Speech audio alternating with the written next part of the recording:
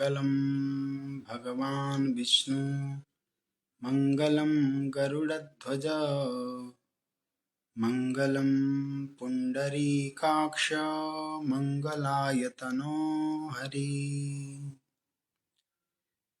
शोभोविलासै भवरोगनाशै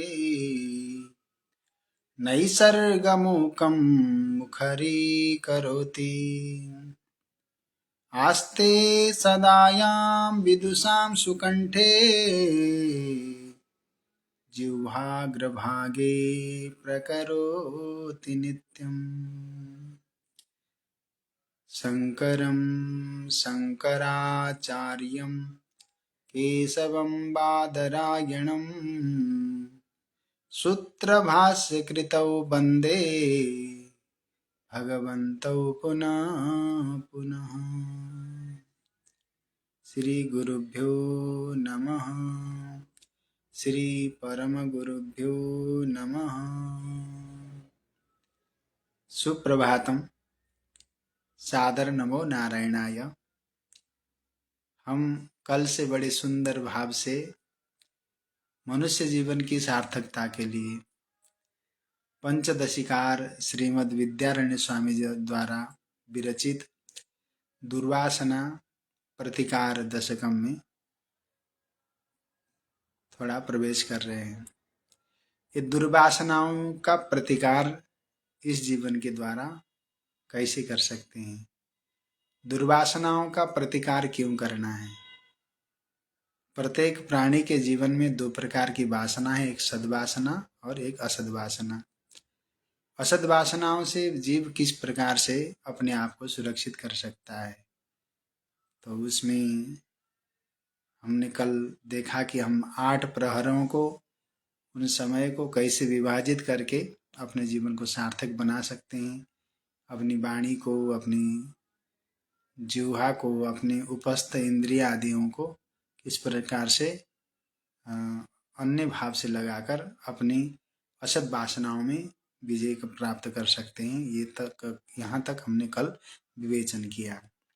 श्रीमद् विद्यारण्य स्वामी महाभाग आज चतुर्थ श्लोक में बड़ा सुंदर भाव रखते हैं। पहले श्लोक का गान करें, उसके बाद इसके दिव्य भाव को जानेंगे कि हम अपने जीवन में अपने मन को कैसे समझा सकते हैं। निद्रां सात्विक वस्तु सेवनतया स्वप्नं सदा जागरात् रोगान् जीर्णमितासना जहि सदा दैन्यं महाधैर्यतः अर्थानर्थ परिग्रहं त्यज वृथा संसर्ग संत्यागतः स्त्रीवाञ्छा त्यज दोष दर्शन बला दुःखं सुखात्मक्षणात्। एक साधक अपने मन को समझा रहा है। मन से संवाद चल रही है और वास्तव में संवाद तो मन से ही होना चाहिए,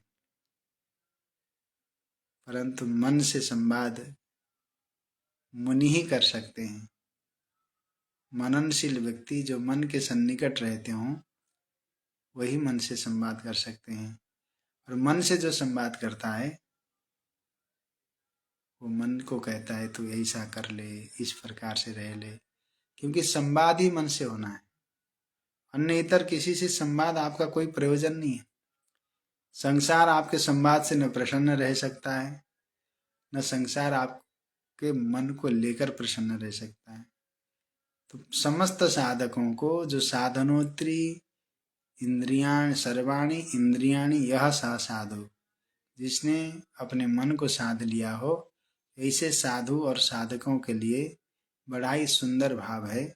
ये हम सबके लिए चिंतन का विषय है। श्रीमद् विद्यारण्य स्वामी महाभाग कहते हैं, अरे मन, तो सबसे इस मन से निद्रा का त्याग कर दे। साधक और तमोगृह को विषय करने वाली जो वृत्ति है उसका नाम निद्रा है, इसका त्याग कर दे। भाव यह है कि आवश्यक निद्रा जो शरीर को रक्षा, और जो निद्रा शरीर को, जो शरीर की रक्षा के लिए है, और हमारे जीवन में जो श्रम है उसको दूर करने की है,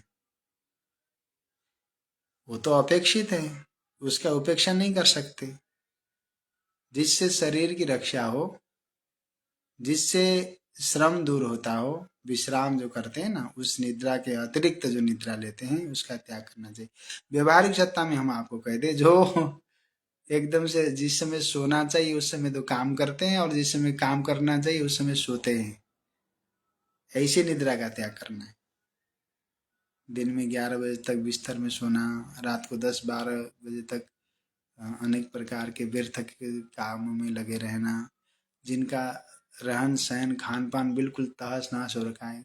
बॉडी का जो पार्ट है ना, ये शरीर का जो संरचना है, इधर उधर जाए तो ठीक नहीं लगता। ऐसे ही समय की गति के क्रम से कब सोना चाहिए, कब खाना चाहिए, कब बैठना चाहिए, कब चलना चाहिए, ये सब क्रम से चले तो आनंदमय रहता है।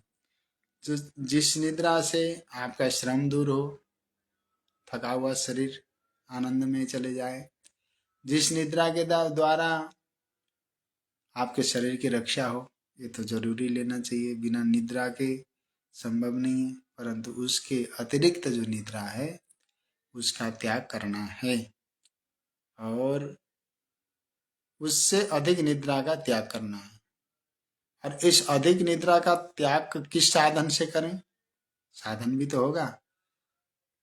तो अधिक निद्रा का त्याग करना है सात्विक साधन से, सात्विक वस्तुओं के साधन से, सात्विक वस्तुओं के सेवन से, सात्विक साधन से युक्त वस्तुओं के सेवन से इस निद्रा का त्याग करना है हमारा।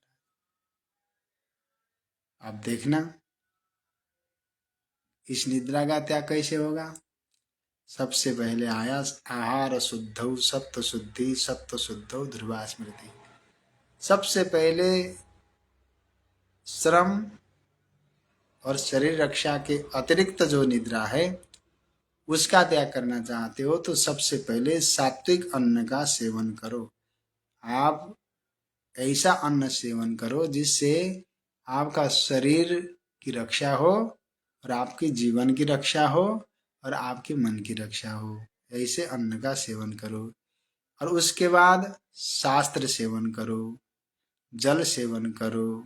हाँ, देश काल धर्म अन्न ध्यान मंत्र और संस्कार और सात्विक व्यक्तियों का संग, ये 10 जो हैं ये सात्विक संस्कार के युक्त हैं। कौन कौन से हैं?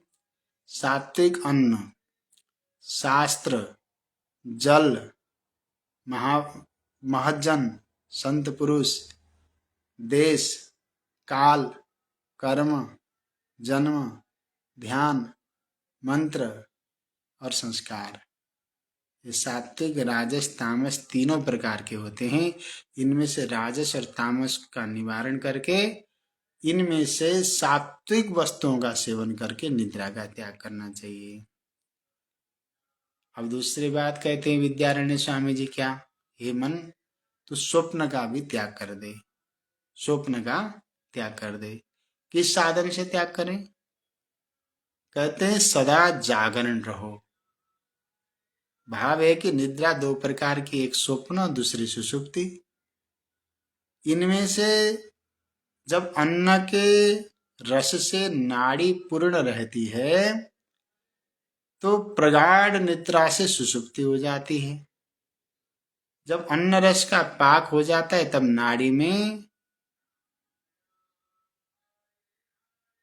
नाड़ी से अवकाश होने से पूर्व के संस्कारों से मन फुरता है, और उसका नाम क्या है? स्वप्न है। इसलिए श्रीमद् विद्यारण्य स्वामी जी कहते हैं, हे मन तू उस स्वप्न का त्याग कर, अर्थात गाढ़ निद्रा आवे सोना, जब निद्रा टूटे तो जागृत होकर सावधान हो जाना। इस तरह से स्वप्न का त्याग करना चाहिए। अथवा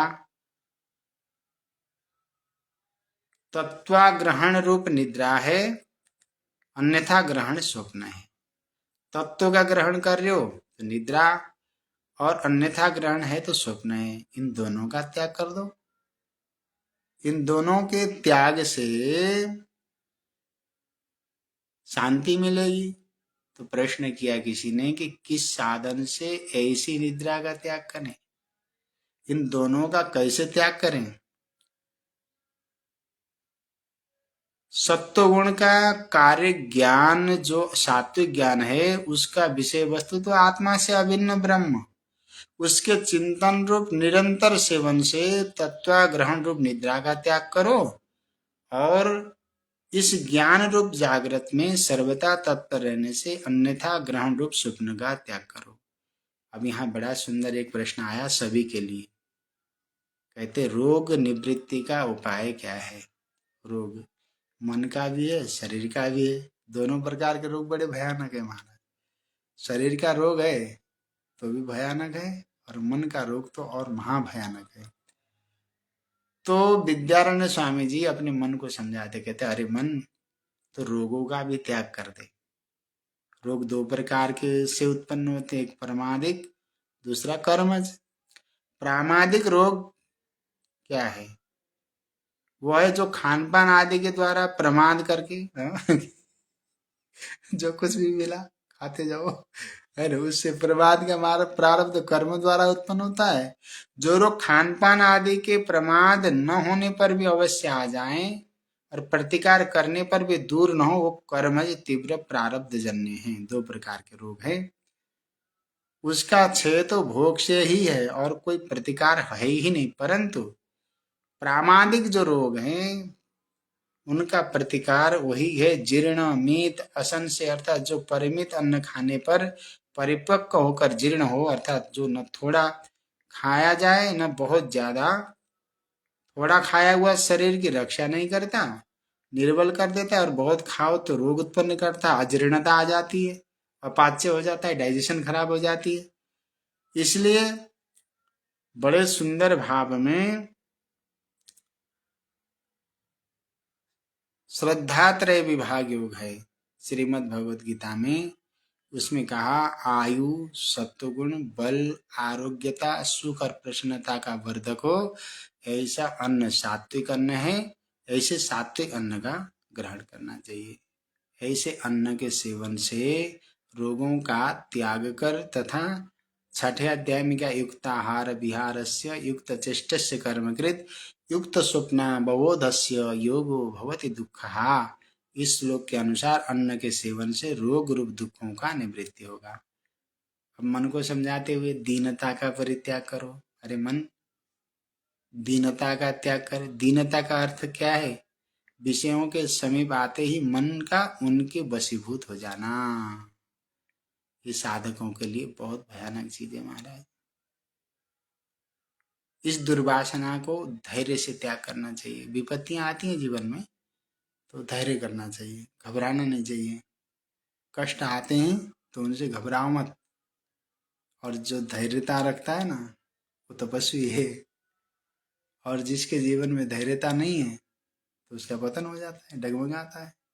इसलिए तपस्वी बनने के लिए जीवन में प्रत्येक प्रतिकूल परिस्थिति में धैर्यता रखनी चाहिए। धैर्यता बहुत जरूरी वस्तु है। सहनशीलता रखो, धैर्य बनो। साधक के जीवन में धैर्यता अनिवार्य है महाराज। मन की प्रसन्नता चाहते हो तो तूफान आदि जो कुछ भी आते हैं इनसे बचे रहिए। तो धैर्य का अर्थ यह है कि विषयों की तरफ गिरते हुए मन को दृढ़ता से रोको। जैसे गिरते हुए मकान को स्तंभ से रोक लिया जाता है, इसी तरह से विषयों में प्रवेश होते हुए मन को अधिक और प्रबल धैर्य वाली वृत्तियों से विषयों से रोकना चाहिए। बड़ा कठिन काम है हमारा। यही नहीं होता। हम लोग आवेश में आते हैं, कुछ थोड़ा सा इधर उधर हो जाए तो हम जल्दी निर्णय लेते हैं। ये निर्णय नहीं लेना चाहिए। देखते जाओ दुनिया क्या करती है। संसार आपके मतलब की है ही नहीं तो कहाँ से क्या होगा। कुछ होने वाला नहीं। हाँ, दीनता का त्याग करो। साधन ये मन धैर्य वाली वृत्तियों से रोको और इस साधन से ये मन दीनता का त्याग करो। अथवा किसी पदार्थ की इच्छा से जो धनी पुरुष और राजा लोगों के पराधीन होकर याचना करना, ये दीनता है। धैर्यता से मांगना बंद करो। अरे सुनो, भोजन न मिले तो 10 दिन तक आप जीवित रह सकते हो, इसलिए 10 दिन में कहीं न कहीं से कोई अन्न तो आपके नाम का होगा। धैर्य रखना चाहिए। इस संसार में किसी से कोई राग द्वेष न रखते हुए धैर्य धैर्य धैर्य धैर्य को मित्र बनाना चाहिए। हाँ, और जो साधक पुरुष हैं, जो जीवन में परम शांति चाहते हैं,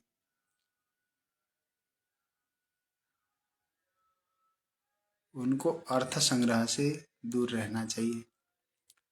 और जिसके जीवन में अर्थ संग्रह का भूत चढ़ा है, भगवान उनके सन्निकट भी नहीं आते महाराज। एक महाराज जी आए थे अभी हमारे पास, बोले महाराज इतनी भीड़, इतना वो चढ़ाते हैं, 1-1 कुंटल स्वाहा कर देते। बोले क्या वाह, गजब गजब है, 1-1 कुंटल स्वाहा, है ना। तो उन्होंने कहा महाराज बहुत सुंदर, भगवान की कृपा से ऐसे स्वाहा करते रहे, है ना। परंतु साधु पुरुष के जीवन में जो अर्थ, जो धनादिक है, वो अनर्थ रूप है। इनके संग्रह का त्याग कर इस मन को समझाइए। किसी से कोई अपेक्षा नहीं। भगवत भक्ति से युक्त व्यक्ति को अपेक्षा रहित होना चाहिए, क्योंकि उससे साधना बढ़ती है। जितना खाली रहोगे, जितना संसार आपसे निराश रहेगा, उतना ही आप भगवान के सन्निकट रहोगे। जहाँ संसार ने प्रेम करना प्रारंभ कर दिया, भजन टूट गई, छूट गई, वह नहीं रहता भजन, कोई कोई मतलब नहीं वहाँ। हाँ, तो इसलिए भजन न छूटे, इसलिए ऐसा प्रयत्न करना चाहिए। अनर्थ का रूप है अर्थ आदि संग्रह। साधु पुरुषों के लिए, सबके लिए नहीं। फिर आप सोचोगे सबके लिए नहीं। जो विरक्त संत हैं, जिनको जो अपना घर द्वार छोड़ दिए हैं, माता पिता का सब मोह त्याग कर जो विशुद्ध रूप से भगवत भक्ति में लगे हैं, उन महापुरुषों के लिए संसार में किसी प्रकार से उलझना नहीं चाहिए। कल हमको कोई बोल रहे थे महाराज तुम भजन करके क्या करोगे, सब लोग तो चारों तरफ से बदले हुए हैं। हमने कहा कि भाई देखो, हम 10,000 किलोमीटर चल चुके, भारत में ही घूम रहे, कहीं पाकिस्तान में तो घूम नहीं रहे। अगर तुमको इतनी ही भारत की संस्कृति और सनातन की चिंता है तो हमारे साथ चलो, गांव गांव चलते हैं। कितने लोग उस सनातन वैदिक परंपरा से प्रेम करते हैं, और जिनको प्रेम करना हो उनसे उनसे बात करते हैं अपनों से, और एकता की बात करते हैं। हम तो 10,000 किलोमीटर तक देख के आ गए है ना, कि क्या है कैसा है ना। और प्रचार का मतलब ही नहीं। अब आप चलो साथ, हमारे साथ।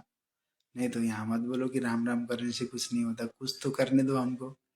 अब तुम वहाँ केवल इधर उधर करके तुम चाहते हो कि एकता आ जाए, ये हो जाए, ऐसा हो जाए, तो संभव नहीं है। चलना पड़ेगा ना एक प्रकार के भाव से। तो इसलिए जो विरक्त पुरुष हैं, उनको अर्थ का जो धनादिक संग्रह है, उससे वो अनर्थ है, उसका त्याग करना। श्रीमद् विद्यारण्य स्वामी जी कहा करते हैं कि अपने जो साधक पुरुष हैं, जो विरक्त संत हैं, जिनके भीतर ब्रह्मचिंत ब्रह्माकार वृत्ति का दिव्य भाव है, उनको संग्रह का त्याग करना चाहिए। इनका संग्रह व्यर्थ है। जैसे सैकड़ों गाय और भैंसों के होते हुए भी पुरुष के अपने प्रयोजन में केवल थोड़ा सा दूध काम आता है शेष दूसरे के लिए। धान गेहूं आदि अनाज के सैकड़ों मनो पास भी हो तो भी पुरुष अपने लिए आधा शेर ही तो पर्याप्त है। जैसे सैकड़ों मकानों के होते हुए भी पुरुष के लिए अपने ही आधी खाट की जगह काफी है, बाकी व्यर्थ है। इसी तरह पदार्थों का संग्रह व्यर्थ है, विरक्त पुरुषों के लिए, सबके लिए नहीं। हाँ, सोना चांदी आदि धन तो खाने के काम आते नहीं महाराज कभी आते हो तो बताओ, किसी ने आज तक सोना खाया हो, चांदी खाया हो तो बताना हमको, हम भी उस तो शुरू कर देंगे खाना, है ना। ये सब व्यर्थ है। इन ये तो खाने का, इसलिए ये सर्वथा विरक्त पुरुषों के लिए व्यर्थ है, अनर्थ रूप है। धन के संपादन करने और रक्षा आदि करने में 15 अनर्थ सर्वदा रहते हैं। धन को चोरी करना पड़ता है, हिंसा करनी पड़ती है, झूठ बोलना पड़ता है, कपट करना पड़ता है। काम है, क्रोध है, अभिमान है, मद है, फूट है, बैर है, अविश्वास है, संस्पर्धा है, परस्त्री व्यसन है, द्यूत व्यसन है, मदिरा पान व्यसन है। इस प्रकार अर्थों के संग्रह को अनर्थ रूप और व्यर्थ समझकर इनके संबंध और इनके संग्रह करने वाले धनी पुरुषों के संबंध को सर्वथा त्याग कर देना चाहिए। कोई प्रयोजन नहीं। मुझे है काम ईश्वर से, जगत रूठे तो रूठन दे। बस भगवत ऐसे व्यक्तियों का संग, भले ही तुमको भोजन न मिले, तुम जीवन को समाप्त कर दो, ऐसे पुरुषों का संग नहीं करना चाहिए। स्मृतियों में भी कहा गया है कि धन, वस्त्र, स्त्री, भोज्य आदि पदार्थों की समीपता से सत्पुरुषों का चित्त भी चलायमान हो जाता है। इसलिए इनकी समीपता को भी दोष रूप जानकर अपने मन को समझाते हैं, मन इनसे दूर से ही इनका त्याग कर दे। और जो त्यागी पुरुष हैं, कल हमारे एक सच्चिदानंद द्विवेदी गुरु जी हैं, बड़े द्वारका के पहले प्राचार्य रहे, बहुत विद्वान मूर्ति हैं। उन्होंने बड़ा एक सुंदर प्रश्न किया था, इस समय विरक्त संतों के पास ऐसा कोई संत हो जिनके पास शिष्या न हो। श्रीमद् विद्यारण्य स्वामी जी कहते हैं कि हे मन, स्त्री की वांछा को भी दूर से त्याग दे। किस साधन से? उसके भीतर दोष दर्शन करते हुए त्यागना चाहिए। अगर किसी की इच्छा न करनी हो तो उनके ऊपर दोष देखना शुरू कर दो। सबसे बड़ी बात है क्या है? स्त्री के शरीर के भीतर अस्थि है, रुधिर है, मांस है, मज्जा है, पुरेश है, मूत्रादिक मलिन वस्तुएं जो घृणा के आस्पद है, इनका ही बना हुआ तो है। भक्तमाल में बड़ा सुंदर एक कथा आती है। नाभा स्वामी जी बड़ा सुंदर एक कथा लिखते हैं कि एक सुंदर स्त्री थी और उस स्त्री को देखकर एक व्यक्ति बहुत मोहित हो गया। तो इस स्त्री को बार बार चाहने लगा, तो स्त्री को जो है वो वहां से उससे अपनी मन की प्रस्ताव उसने दिया। तो स्त्री ने कहा कि आप कल आ जाना। तो उसने कुछ ऐसा खाया कि उसको जुलाब हो गया और उसका शरीर 2 दिन में पूरा डायरिया होने के बाद अथवा एक प्रकार की भावना से जाने के बाद उसके पूरे शरीर का जो भी शरीर था 2 दिन में सिकुड़ गया। महाराज डायरिया लगा पूरा, मतलब होने के बाद पुरुष आया तो उस स्त्री को पहचान नहीं पाया। तो बोले कि वो कहाँ है? कौन? वो मैं ही हूँ। नहीं नहीं, वो बहुत सुंदर थी। तो इसी स्त्री ने कहा कि देख, जिससे मेरे शरीर में सुंदरता थी वो सब वो तगाड़ी में पड़ा। उसने जितना भी था वैसे रखा था, मल मूत्र खकार अनेक प्रकार का जो भी था वो रखा था, मतलब उससे मेरी सुंदरता थी। इस शरीर में जितने भी सुंदरता दिखाई दे रही ना, ये मलमूत्र आदि का ही ये एक रूप है, इससे ये सुंदर है। और ये मलमूत्र कभी सुंदर नहीं हो सकता। उस दिन उस लड़के के मन में, उस पुरुष के मन में स्त्री के प्रति विकार आ गया।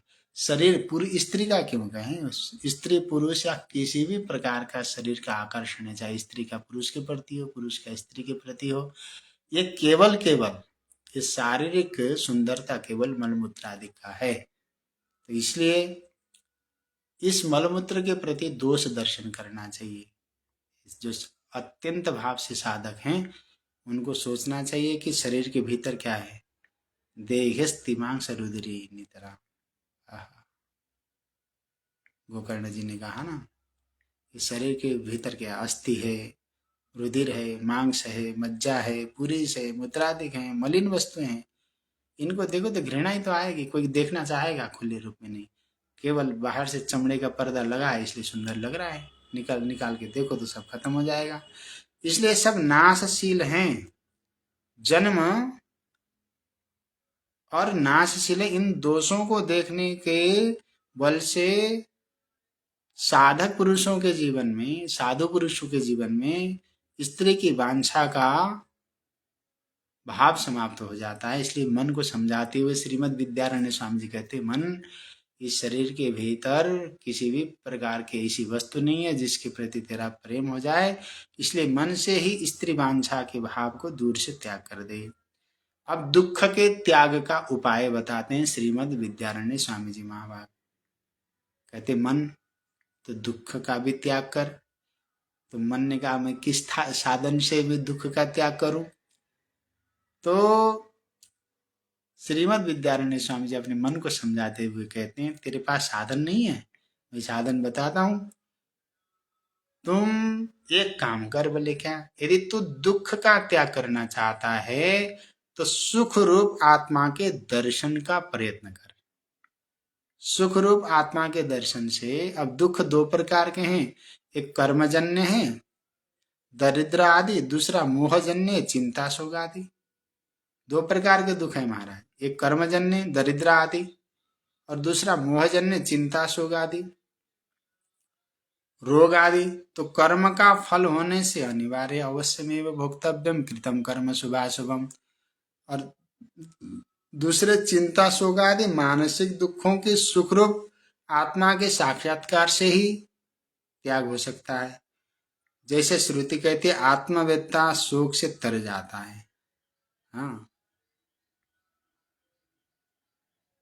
इसलिए इन सब का त्याग करना चाहिए। अब आज 5वां मंत्र है दुर्वासना प्रतिकार दशकम में श्लोक। उसमें जो है श्रीमद् विद्यारण्य स्वामी जी कहते हैं, दारा शक्ति मनादरा सुत धना संवित्व नित्यत्वतः स्नेहं मोह विसर्जनात् करुणया नैष्ठुर्यमन्तस्तेज औदासीन्य समाश्रयत्यजसुरीन् मित्रारिदुर्वासनाम् सर्वानर्थकरान् दशेन्द्रिय परिपूते सर्वानर्थकरान् दशेन्द्रिय रिपूते कांतवासाज्जहि। आहा, सबसे पहले देखिए, ये सत सन्यासियों के लिए, विरक्त संतों के लिए, हमारे लिए और हम जैसे दुष्ट बुद्धि वालों के लिए कह सकते हैं। क्या कह सकते हैं? बोले, अरे मन, पहले तो तू स्त्री की आसक्ति के प्रति जो प्रीति है उसका त्याग कर। फिर मन ने कहा किस साधन से करूं? तो सबसे पहले स्त्री की आसक्ति से दूर जाना चाहता है तो पहले उसकी आसक्ति का अनादर कर। इसका मतलब ये नहीं है कि स्त्री के प्रति अनादर करना, कहीं गलत अर्थ मत लगाइएगा, क्योंकि प्रकृति स्वरूपा मातृवत भाव से रहने वाली मातृसत्ता को नमन। स्त्री के प्रति जो विकार युक्त भाव को जब मन ग्रहण करे, उस समय उस मन को अनादर भाव दो, ये तुम्हारे योग्य नहीं है। स्त्री में आदर सत्कार के त्याग से मतलब ऐसा मतलब नहीं है कि मातृसत्ता को वंदन करने के लिए वंचित किया, बिल्कुल नहीं। विकार आए तो निर्विकार होने के लिए वहां पे केवल अस्थि मांस रुधिर आदि के दर्शन करते हुए, दोष दर्शन करते हुए उसका त्याग करना है। भाव है कि बाहर से अनेक प्रकार के व्यवहार करते हुए मन से दोष दर्शन द्वारा घृणा का ही भाव रखना चाहिए, तथा पुत्र धन आदि में जो आसक्ति है उसका भी त्याग करना पड़ेगा। और उसके बाद क्या है? अनित्यता का निश्चय करते हुए आसक्ति का परित्याग होगा। और अनित्यता नित्य ही नहीं रहेंगे, विनाशी हैं और मृत्यु के अधीन हैं। इसलिए इनके प्रीति का त्याग कर दो, प्रेम, इनके प्रति जो प्रेम है उनका त्याग करो। उसके बाद विद्यारण्य स्वामी जी कहते, मन एक काम और सुन ले। तो मन ने कहा सुनाओ। मन भी बात करता है, करके देखना। अपने कुटुंब में जो स्नेह है उसका भी त्याग कर दे। अब किस कारण से, कैसे करो? बोले मोह के विसर्जन से। मोह नाम अविवेक का है। इस अविवेक से कुटुंब में, स्त्री में और अपने शरीर में जो स्नेह है उसका परित्याग करने के लिए विवेक विचार से उसका परित्याग करो। कहाँ कहाँ का मोह त्यागना है? अपने शरीर का, स्त्री का और कुटुंब का। यहाँ का विवेक से युक्त होकर त्याग करना है। कठोरता का त्याग कैसे करना है? निष्ठुरता अथवा कठोरता का भी अंतःकरण से त्याग कर दो। कठोरता का अर्थ यह है कि दूसरों को दुख देते हुए और उनको दुखी देखते हुए भी चित्त का पाषाण के सदृश कठोर बनना, ये साधु स्वभाव नहीं है महाराज। द्रवीभूत होना चाहिए। इस दोष को अंतःकरण से करुणा रूप दया द्वारा त्याग करना चाहिए। अर्थात संपूर्ण जीवों के दुखों को देखकर चित्त ऐसा द्रवीभूत हो जाए जैसा अपने दुख में स्त्री पुत्र आदि के दुख में द्रवीभूत होता है। एक बड़ा सुंदर श्लोक है श्रीमद् भागवत में। नारद जी ने प्राचीन बरही को कहा था शायद, दया सर्वभूतेषु संतुष्ट्या येन केन वा। चराचर जगत के संपूर्ण जीवों के प्रति दया करिए, समस्त जीवों के प्रति। दया भगवान को, परमात्मा को प्रसन्न करने का पहला लक्षण है। साधु पुरुष मनुष्य हो, जीवात्मा हो, सत्पुरुष हो, उसके जीवन में दया होना चाहिए, करुणा होनी चाहिए। ये दया और करुणा से ही निष्ठुरता का परित्याग हो सकता है। और शास्त्र में लिखा भी है, जिस पुरुष का चित्त संपूर्ण जीवों पर करुणा करके द्रवीभूत रहता है,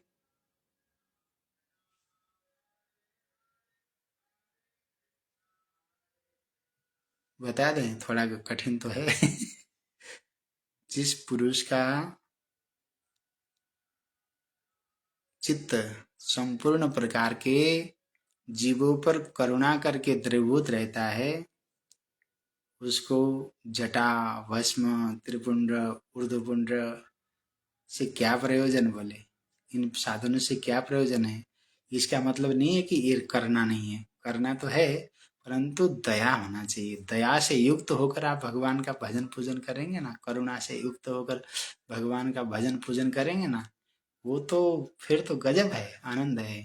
परंतु अब वो नहीं है तो करने से क्या फायदा? माला लेके आजकल तो इधर माला जप रही, फिर उधर से इधर उधर मुंह भी चल रहा है, हाथ भी चल रहा है, आंख भी चल रही, पता नहीं माला माला भी बहुत दुखी रहता होगा उस समय तो ये ऐसा नहीं, कहने का नहीं वो सब है, परंतु दया सर्वोपरि मंत्र है। वो धन्य है और वही पुण्यवान है जिसके जीवन में संपूर्ण जीवों के प्रति दया का भाव है। हाँ, शत्रु मित्र में समबुद्धि रखना चाहिए। मन को समझाओ, अरे मन, ये हमारा सुहृद है, ये हमारा मित्र है, ये शत्रु है। इस विषम बुद्धि रूप दुर्वासना का त्याग कर दे। साधक को, उपासक को, भजनानंदी को, जीव मात्र को यदि प्रसन्न रहना हो, यदि जीवन में परम शांति की कामना करना हो, तो मित्र और शत्रु के इस विषम बुद्धि का परित्याग कर देना चाहिए। दुर्वासना है अर्थात प्रत्युपकार रहित उपकार करने वाले सुहृद, उपकार की अपेक्षा उपकार करने वाले मित्र और अपकार करने वाले शत्रु हैं। जो विषमता की बुद्धि है उसका त्याग करना है। किस साधन से करें? बोले उदासीनता का सम्यक आश्रय से, अर्थात मित्र पक्ष और शत्रु पक्ष दोनों में समभाव रहे।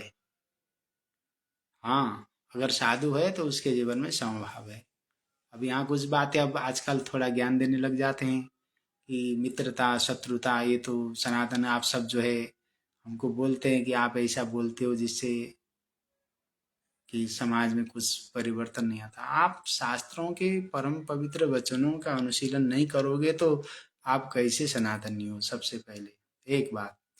दूसरी बात, वाणी से, मन से, विचार से कोई अगर सतमार्ग में लग रहा है, आपको गलत लग रहा है, तो आप इसका मतलब सनातन के शास्त्र निष्ठा के अनुरूप नहीं चलते हैं, तो आपको एक बार आत्म मंथन जरूर करना चाहिए, है ना।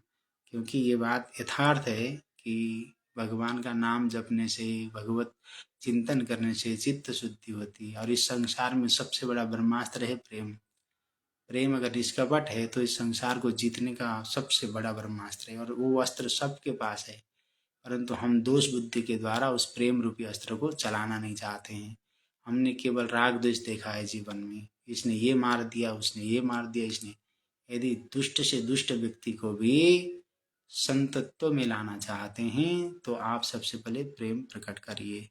इस तरह से समबुद्धि से विषमता का त्याग करना चाहिए। भाव है कि सब में ब्रह्म दृष्टि से विषमता दूर होती है। ब्रह्म दृष्टि रखिए और इंद्रिय दमन करना है। अब मन को समझाते हुए श्रीमद् विद्यारण्य स्वामी जी कहते हैं, अरे मन, 5 ज्ञानेंद्रियां और 5 कर्मेंद्रियां, ये 10 इंद्रियां जीव के जीवन में सब प्रकार के अनर्थों को करने वाली है।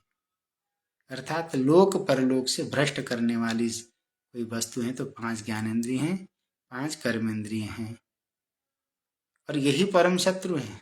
शत्रु कोई बाहर नहीं है। हाँ। और इसका त्याग करो। मरने का कैसे त्याग करें? बोले एकांत निवास से इनका त्याग करो। अर्थात शुद्ध और एकांत देश में निवास करने से, अभ्यास में बाधा डालने वाले आकर्षक विषयों के समीप न होने से इंद्रियों में लोलुपपना नहीं रहेगा। यही इनके त्याग का साधन है। जैसे जंगल में जाते हुए एक धनी पुरुष के सामने 11 डाकू आ जाए, तब वो धनी पुरुष उनमें फूट डालकर 10 को अलग अलग कर दे, फिर एक के साथ झगड़ा करके उसको दबा सकता है। 11 व्यक्तियों के साथ लड़ाई करने से स्वयं अकेला होने के कारण मारा जाना अवश्य है। इस तरह 10 इंद्रियां और एक मन साधक के आत्म धन को चुराने वाले चोर है महाराज, ये खतरनाक चोर है। क्या क्या कर रही है पता नहीं है ना, चोर है। इन इंद्रियों के विषयों से अपने को अलग करने से और नित्य ही एकांत सेवन करने से 10 विषयों के अभाव से इंद्रियां कमजोर हो जाएंगी, निर्बल हो जाएंगी। बाकी रहा मन, उसको साधक विवेक विचार वाली बुद्धि से दबाकर जीत लेगा महाराज। इस प्रकार एकांतवास से 10 इंद्रियों का त्याग करो। विषयों के त्याग से ही इंद्रियों का त्याग होता है। बिना विषयों के त्याग के इंद्रियों का त्याग संभव नहीं है।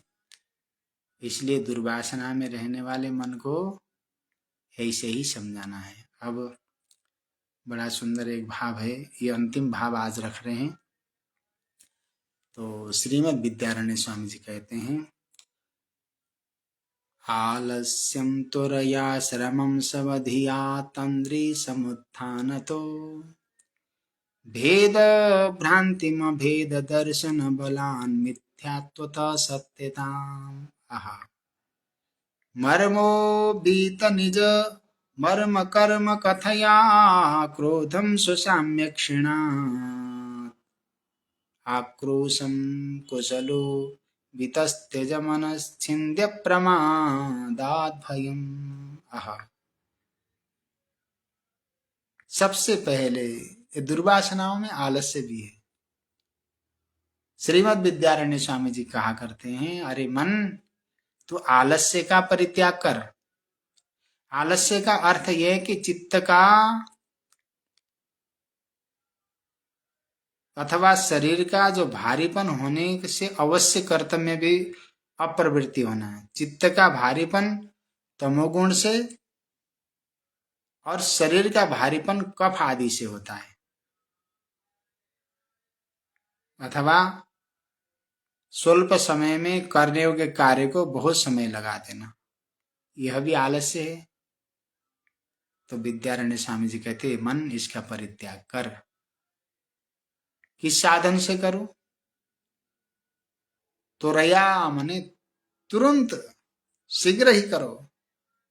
भाव है कि मन में ऐसा दृढ़ निश्चय करके अवश्य कर्तव्य कार्य को तुरंत करना है, उसमें विलंब नहीं लगाना है। ऐसा निश्चय करके कार्य में तत्पर हो जाना।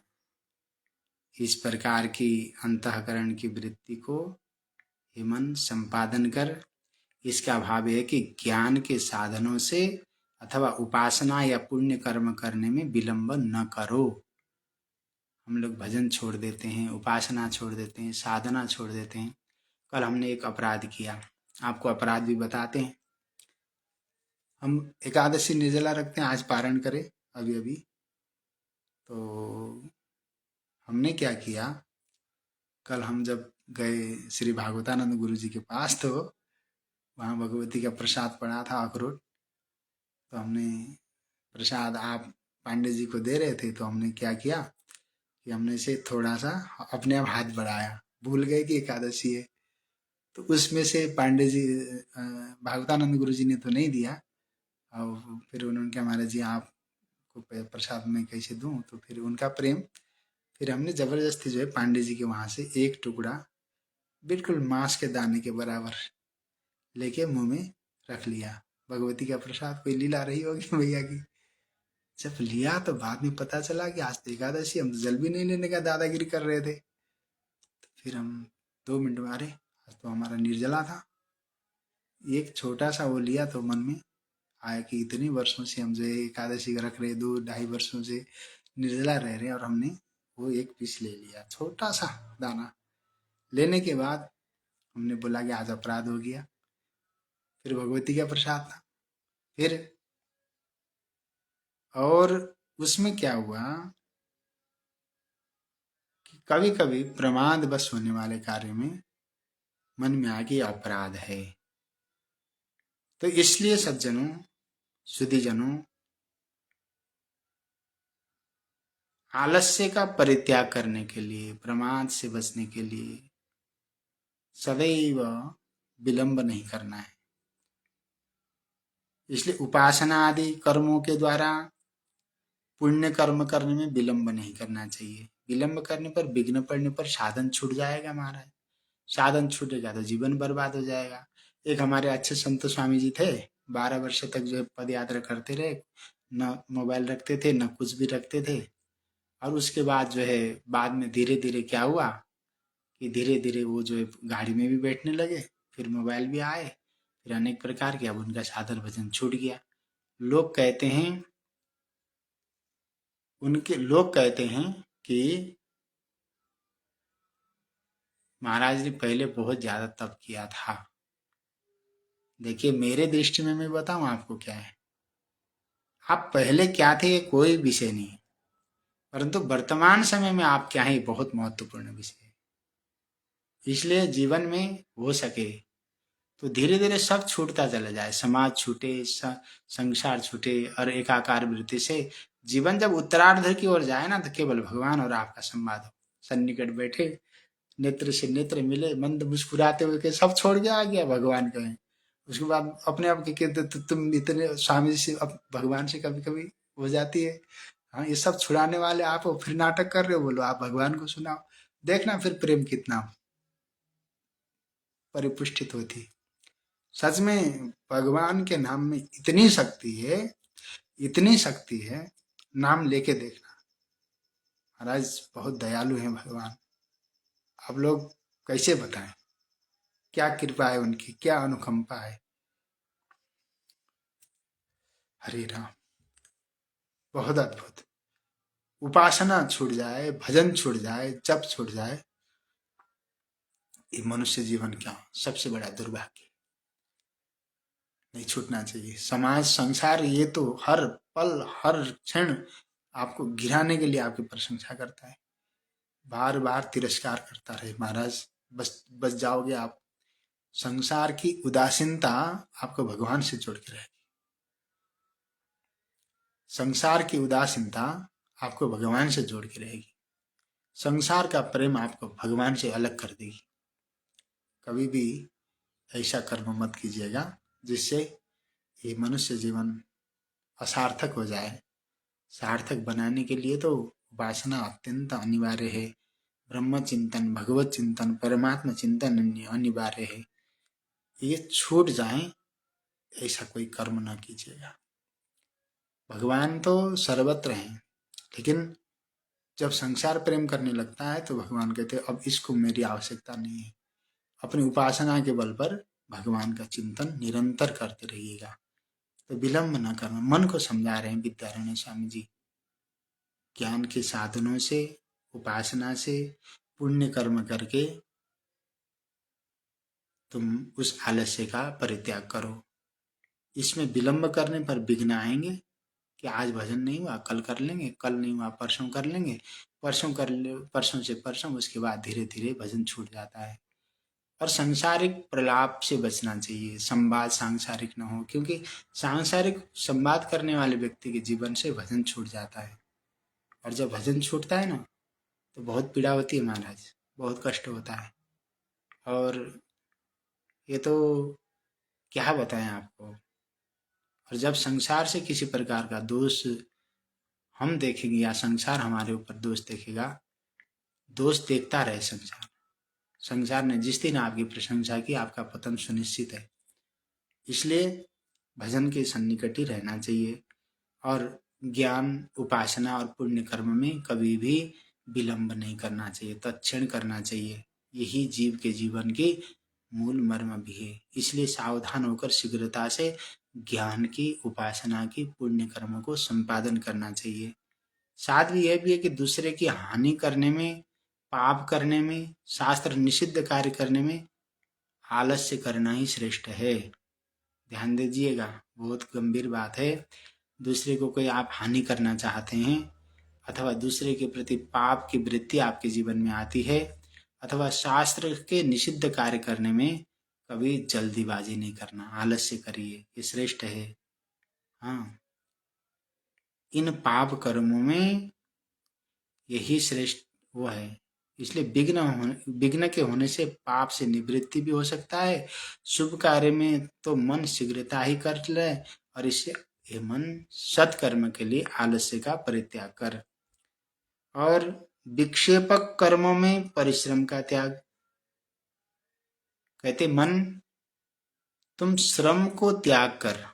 भाव यह है कि लौकिक और वैदिक व्यवहारों से शरीर, इंद्रिय और मन में परिश्रम, थकावट होती है, विक्षेप प्राप्त होता है। इसको सम बुद्धि से अर्थात लौकिक वैदिक व्यवहारों के त्याग पूर्वक मनोनिरोध रूप समवृत्ति से त्याग करो। जैसा कि भगवान ने कहा है ना, तुम योग में आरूढ़ होने की इच्छा वाले साधक को कर्म कारण कहा गया है और योगारूढ़ के लिए उसी योग में स्थिति के लिए सम ही कारण है। इसलिए सम मन को शांति से परिश्रम कर ही का हे मन तू त्याग कर। तंद्रा का त्याग करना चाहिए। कैसे? तंद्रा उस अवस्था को कहते जब मन निद्रा में भी न हो और जागृत में भी सावधान न हो। अर्थात जैसे पुस्तक के श्रवण करने पर भी शब्दार्थ को मन स्वस्थ होकर ग्रहण नहीं करता है, सिर नीचे ऊपर करता रहता है, अर्थात अर्ध निद्रासी अवस्था का नाम तंद्रा है। इसका त्याग कर। किस कारण से? समुत्थानता से अर्थात उठ खड़े होने से या सावधान होकर बैठने से, थोड़ा थोड़ा चल पड़ने से, जल से नेत्र और मुख धोने से, इस तरह सावधान होकर हे मन तू तंद्रा का परित्याग कर। और भेद भ्रांति त्याग का साधन क्या है? श्रीमद् विद्यारण्य स्वामी जी कहते हैं भेद भ्रांति अर्थात भेद भ्रम को त्याग कर। सजातीय, विजातीय और स्वगत भेद के भ्रम का त्याग करो। जैसे एक ब्राह्मण का दूसरे ब्राह्मण से सजातीय भेद है, क्षेत्रीय आदि के साथ विजातीय भेद है और अपने हस्तपाद आदि के साथ स्वगत भेद है, इस तरह आत्मा का सजातीय भेद की आत्मा नाना है इस सजातीय भेद भ्रम को त्याग कर आत्मा से विजातीय आकाशादि जड़ प्रपंच मृत्यु है, इस विजातीय भेद को भी त्याग कर और आत्मा के अवयवों का अभाव होने से उसमें स्वगत भेद भी नहीं है। एकमेवा द्वितीयम अर्थात आत्मा निश्चय ही एक अखंडानंद अद्वितीय रूप है, उनमें भेद नहीं है। इस अभेद दर्शन के बल से भेद भ्रांति को भी हेमंत त्याग दे। अथवा भेद कितने हैं? 5 प्रकार के हैं। जीव ईश्वर का भेद, जीवों का परस्पर भेद, जीव जड़ का भेद, जड़ों का परस्पर भेद और ईश्वर जड़ का भेद। इस भेद भ्रांति का त्याग करो। किस साधन से करें? अभेद दर्शन से। जैसे एक बड़े मकान में एक पुरुष स्थित है, चारों तरफ दीवारों में दर्पण लगे हुए हैं, उन सब दर्पण में पुरुष का प्रतिबिंब पड़ रहा है। इस अवस्था में पुरुष से प्रतिबिंबों का भेद मिथ्या है और परस्पर प्रतिबिंबों का भेद ही मिथ्या है। भेद है नहीं, एक अद्वितीय पुरुष ही है, उससे भिन्न और कुछ नहीं है, सर्वथा अभेद है। इस तरह अभेद दर्शन के बल से 5 प्रकार के भेद भ्रम का त्याग करना चाहिए। अर्थात सर्वत्र सबमी सत्ता स्फूर्ति अद्वय आनंद रूप अधिष्ठान ब्रह्म ही है, सब इसमें कल्पित हैं। इस विचार से भेद भ्रांति का त्याग कर। और भेद की बाधक और अभेद की साधक युक्तियां क्या है? भ्रम भ्रांति भी 5 प्रकार की हैं। भेद भ्रम कर्तृत्व भ्रम पुनः संग भ्रम विकार ब्रह्म इतर जगत सत भ्रम 5 मर्म निर्धार। बड़ा सुंदर भाव है। भेद भ्रम, कर्तृत्व भ्रम, संग भ्रम, विकार भ्रम, ब्रह्म से भिन्न जगत सत्य भ्रम। भेद भ्रम तो ऊपर कथन कर दिया गया, बाकी कर्तृत्व भ्रम की मैं कर्मों का करता हूं। और संग भ्रम की आत्मा और अनात्मा देह आदि के संबंध का भ्रम। और विकार भ्रम अर्थात कार्य कारण का भ्रम। जगत कार्य है और ब्रह्म कारण है और ब्रह्म से भिन्न जगत सत्यत्व भ्रम। ये 5 भ्रम हैं, इनको निवारण कर। किस कारण से? दोहा कहा, बिंब प्रतिबिंब लोहित स्फटिक घटा आकाश गुणवार कनक कुंडल दृष्टांत दे 5 भ्रम निवार। भेद भ्रांति के निवारण करने का उपाय बिंब प्रतिबिंब के दृष्टांत द्वारा। दूसरे कर्तृत्व भ्रम के दूर करने के लिए लोहित स्फटिक का दृष्टांत है। वास्तव में देह आदि अहंकार पर्यंत ही कर्म करते हैं। आत्मा में कर्तापने का भ्रम है। जैसे लाली लाल फूल में है, उसकी सन्निधि से स्फटिक में प्रतीत होती है, स्फटिक में लाली का भ्रम है, वस्तुतः है नहीं। उसी प्रकार से आत्मा में कर्तृत्व का भ्रम है, कर्तृत्व है नहीं। तीसरा संग भ्रम अर्थात आत्मा अनात्मा है, कल्पित तादात्म्य संबंध ही माना जाता है, सो भ्रम है। उसको घटाकाश के दृष्टांत से निवारण किया जा सकता है। आहा, इसलिए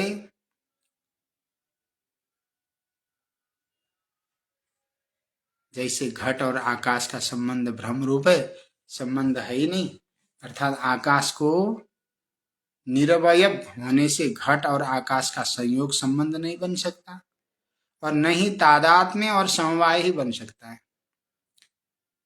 घट सावयव है, आकाश निरवयव है। घट परिचिन्न है, आकाश व्यापक है। इस तरह कोई संबंध नहीं बनता, संबंध का भ्रम है महाराज। चौथा कार्य कारण का भी भ्रम है। वास्तव में कार्य कारण पना भी नहीं है। जैसे रज्जु और सर्प कार्य कारण भाव नहीं है। सर्प कल्पित है, रज्जु अधिष्ठान है। रज्जु से सर्प कोई उत्पन्न नहीं हुआ महाराज, भ्रम से प्रतीत होता है। वैसे ही जगत आत्मा से उत्पन्न नहीं हुआ, भ्रम से प्रतीत होता है। और 5वां भ्रम ग्रंथकार स्वयं कह रहे हैं कि ये मन जगत की सत्यता के भ्रम को त्याग कर किस साधन से? मिथ्यापने के बोध से। ये प्रपंच है नहीं, भ्रांति से माने जाते हैं। कुंडल आदि का गुरुत्व रूप स्पर्श आदि कुछ भी नहीं है, किंतु केवल स्वर्ण मात्र ही है। इसी तरह से केवल आत्मा मात्र ही है जगत कुछ है नहीं, वाणी का विलास है। इस प्रकार जगत की सत्यता का भ्रम का मन त्याग कर। आहा, दुखद मर्मुक्ति त्याग का उपाय क्या है? देखो, अब विद्यारण्य स्वामी जी कहते हैं, अरे मन, मर्मोक्ति का त्याग कर। मर्म शब्द का अर्थ यह है कि जैसे अस्थियों के संधिस्थान है, वहां चोट लगने पर बहुत व्यथा होती है, वैसे ही छुपे हुए दोष थोड़े हों अथवा बहुत, न होने पर भी यदि सम्मुख में कोई हो तो वो, अथवा वो दोष कथन करे तो उनके श्रवण में, अंतःकरण में बहुत व्यथा होती है। जैसे कहा है कि बागवान मुख से निकलता है वाणी से, उससे ताड़ित हुआ व्यक्ति रात दिन शोक चिंता में ग्रस्त रहता है। मानो ये मर्म स्थान में चोट लगती है। इसलिए विचारवान पुरुष मर्मोक्ति का त्याग कर दे। किस साधन से?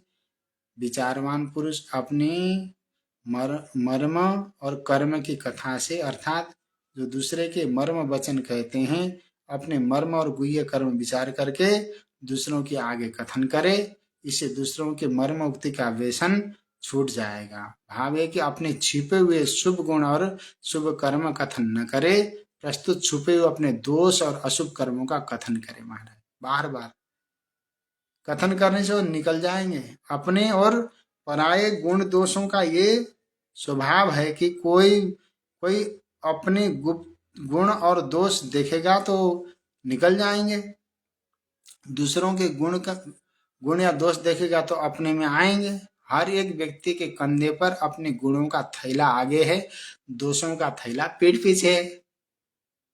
इसलिए अपने गुण हर एक व्यक्ति अपने सम्मुख देखता है, दोष पीछे होने से नहीं देखता।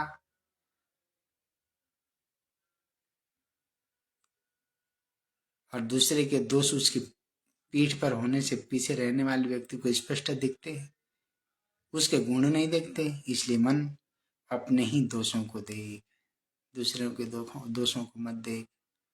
दूसरों के दोषों को मत देख भाई, अपने गुणों को न देख, दूसरों के गुणों को देख। इस तरह मर्म उक्ति का त्याग कर दे। क्रोध के त्याग का उपाय क्या है? क्रोध का त्याग कर। क्रोध का स्वरूप और उसके निवारण का साधन क्षमा है। पहले भी कहा गया, आपने दूसरे श्लोक की व्याख्या में सुना है कल। फिर भी दूसरा साधन कहते हैं कि स्वसाम्य क्षणात, अर्थात स्वसमता के दर्शन से, शत्रु बंधु और स्वदेह में एक आत्मा के दर्शन करने से विवेकी पुरुष को क्रोध कैसे होगा? अर्थात होगा ही नहीं, क्रोध ही नहीं होगा। जैसे अपने अवयवों में क्रोध नहीं होता, तो किसी कवि ने कहा है ना, मुख धोवत जो आंगुरी लोचन में धस जाए, ताको काट न डारिये सुनो सुजन चितलाए। जिह्वा टुक दांत लग जाए, ताको काऊ भन्न न पाए। तैसे ज्ञान कहानी भाई सब में एक रहा समाई। जे कोई बदला वैर न लेवे, तब वह ज्ञान पूरा हद सेवे। आहा। और विगत में जो वस्तुओं का स्मरण का त्याग नहीं करना, जो भूतकाल में हो उसका स्मरण त्याग कर दो। भूत कहिए अतीत काल को, उसमें होने वाले अर्थ पदार्थ उनका स्मरण मत करो। और किस साधन से स्मरण नहीं करना है? प्रथम तो उनका स्मरण ही व्यर्थ है, बीता हुआ समय क्यों स्मरण करना? जैसे कहा है ना, प्रीत न साथ व्यतीत भली कछु हाथ मिली न यथा स्वप्ना। जैसे स्वप्न के पदार्थ स्मरण करने से कुछ फल नहीं, व्यर्थ उनका स्मरण है, वैसे ही अतीत काल के पदार्थों का स्मरण व्यर्थ है, उसे कुछ फल सिद्ध नहीं होने वाला है। दूसरा साधन श्रम बुद्धि करके भूतकाल के स्मरण का त्याग करना चाहिए। इनके स्मरण से परिश्रम होता है। भाव एक स्मरण दो प्रकार का होता है, एक तीव्र बंध का स्मरण, जैसे स्त्री के स्मरण से काम उदय होगा, शत्रु के स्मरण से क्रोध उदय होगा, धन के स्मरण से लोभ उदय होगा, और काम क्रोध लोभ आ गया तो नरक के रास्ते तैयार हो गए। महाराज, त्रिविधम नरकस्येदम द्वारम नाशनम आत्मना काम क्रोध तथा लोभ तस्मादेत्रयम् त्यजत। स्त्री का चिंतन करोगे तो काम उत्पन्न होगा, हाँ। शत्रु का चिंतन करोगे तो क्रोध उत्पन्न होगा, धन का चिंतन करोगे लोभ आएगा, कर लो भजन। बैठ के गुफा में। इसलिए धन इन और पुत्रादि के स्मरण से मोह उत्पन्न होगा महाराज। इसी तरह ईर्ष्या अप्रिय आदिकों के हेतु चिंतन से ईर्ष्या अथवा उत्पन्न होंगे। ये महान अनर्थ का हेतु ताप रूप अति परिश्रम रूप है, इससे कुछ सिद्ध नहीं होता। इसलिए मन इस परिश्रम को ताप रूप निश्चय करके भूतकाल के स्मरण का परित्याग कर दे, बीते हुए लम्हों को याद करना बंद कर दे।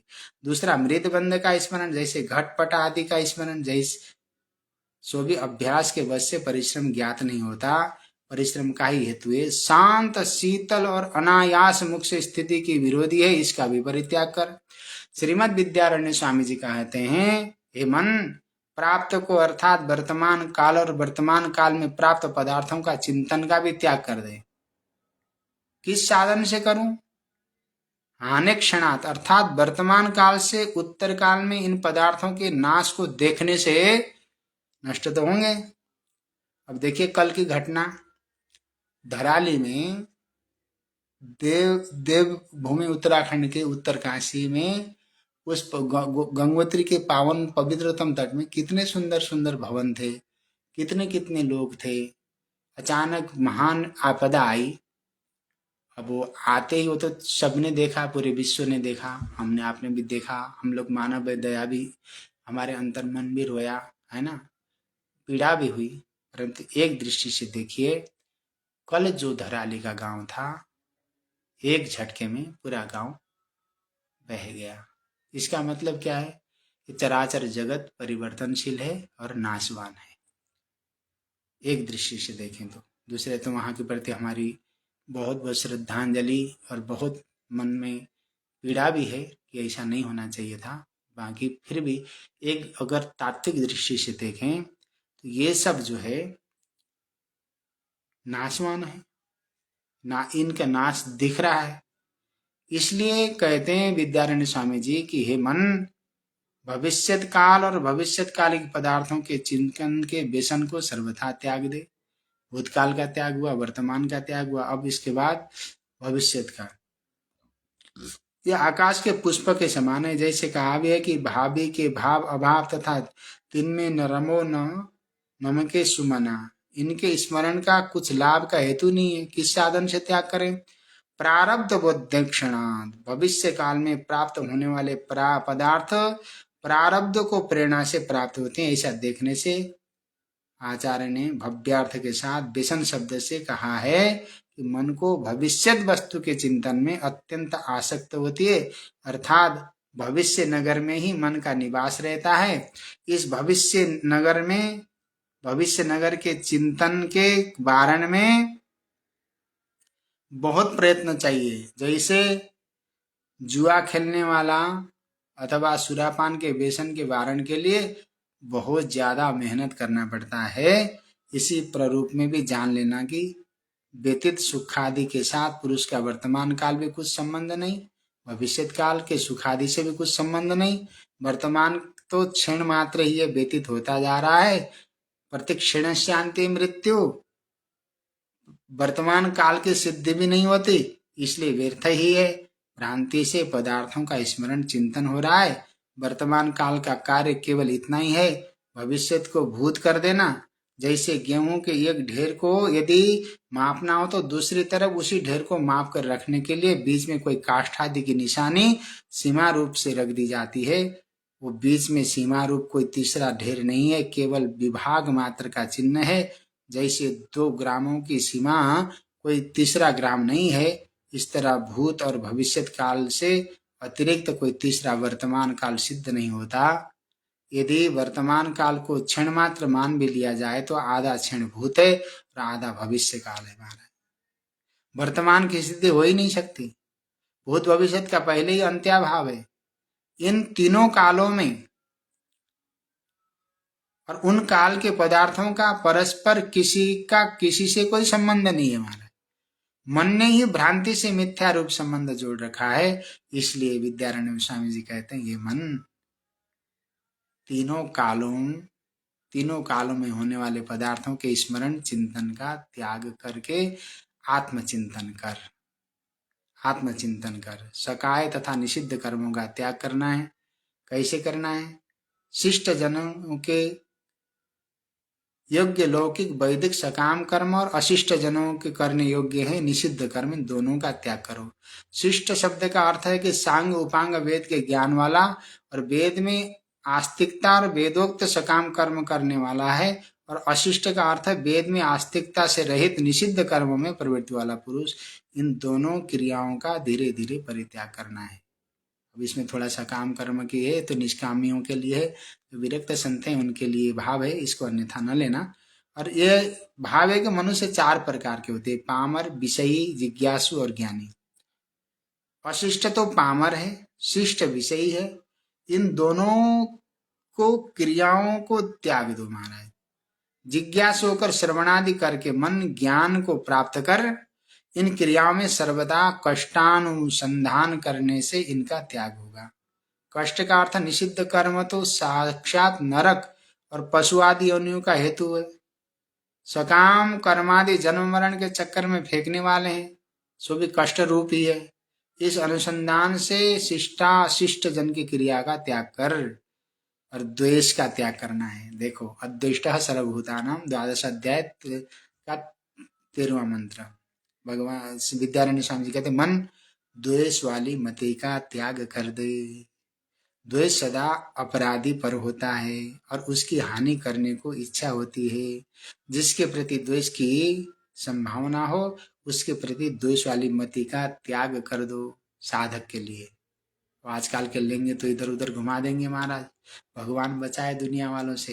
हाँ, तो किस है, कुछ कारण से बोले स्नेहात, प्रीति वाली मति से उसका अनिष्ट चिंतन न करके सर्वदा उसके भलाई का ही चिंतन करने से इस तरह द्वेष वाली मति का त्याग करना चाहिए। इस संसार में प्रेम से जरा बड़ा ब्रह्मास्त्र नहीं है महाराज।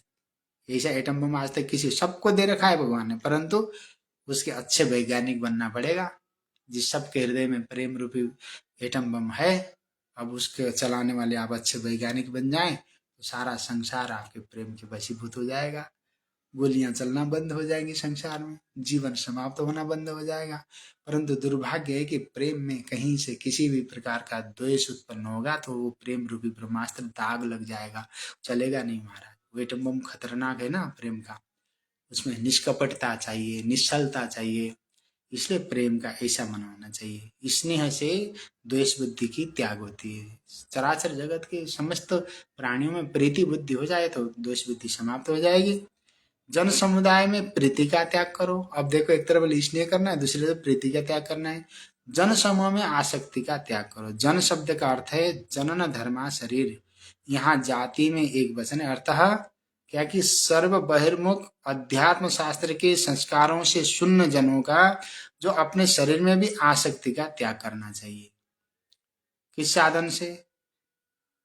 भस्मांतता संस्कृते आहा, जितने शरीरें अंत में दाह करने से भस्म रूप हो जाएंगे। सब शरीरों को तीन ही गतियां हैं। यदि किसी प्राणी ने खा लिया तो विष्ठा रूप हो जाएगा, यदि अग्नि में दाह कर दिया जाए तो भस्म रूप हो जाएगा, यदि ऐसे ही पड़ा रहा तो कीड़े का समूह ही आएगा। जब ये शरीरों का अंत है तब प्रीति किससे और किस लिए करनी है महाराज? अपने शरीर की भी ये गति है, इसलिए किसी भी देह बुद्धि से प्रीति न करो। इस प्रकार के संस्कारों को दृढ़ करके हे मन प्रीति का त्याग करो, ऐसा श्रीमद् विद्यारण्य स्वामी जी कहते हैं।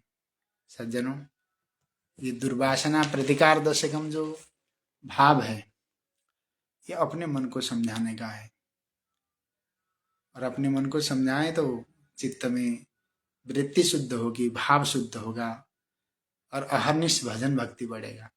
सत्य का अनुशीलन अहर्निश करना है, कोई भी वृत्ति से आप बच नहीं सकते। इसलिए सत्य को अहर्निश चिंतन करते रहिए। जब तक जीव के जीवन में विकार हैं, जब तक जीव के जीवन में संसार प्राप्ति की कामना है, जब तक जीव के जीवन में कोई वस्तु की किसी भी प्रकार की इच्छा है, तो तब तक उसको परम शांति परम सुख की प्राप्ति नहीं हो सकती। ये शरीर केवल केवल केवल केवल ब्रह्म चिंतन के लिए ब्रह्माकार वृत्ति के लिए, भगवत चिंतन के लिए भगवदाकार वृत्ति के लिए और भजन के लिए है महाराज। भगवान करे सबके जीवन में प्रसन्नता आए, राग द्वेष समाप्त हो और हमारा जो अखंड हरिनाम संकीर्तन का दिव्य भाव है चलता रहे, बस भगवान के भजन में लिप्त रहे, उपासना न छूटे, कोई हमारा शत्रु हमारे मन में न रहे, शत्रुता किसी से हमारी न हो, चारों तरफ से अनंत प्रकार के भाव आते रहें तो भी हम भगवत भक्ति में लीन रहें। आज प्रदोष पर्व है, आप सभी को अनंत शुभकामना निवेदित करता हूँ। बस सबका दीन मंगल रहे, सबके जीवन में भगवत चिंतन का दिव्य भाव रहे, ऐसी मेरी कामना है। सर्वे भवन्तु सुखिनः, सर्वे सन्तु निरामया, सर्वे भद्राणि पश्यन्तु, मा कश्चित् दुःखभाग् भवेत्। हरि ओम तत्सत्, हरि ओम तत्सत्, हरि ओम तत्सत्। हरे राम राम राम हरे हरे, हरे कृष्ण कृष्ण कृष्ण हरे हरे।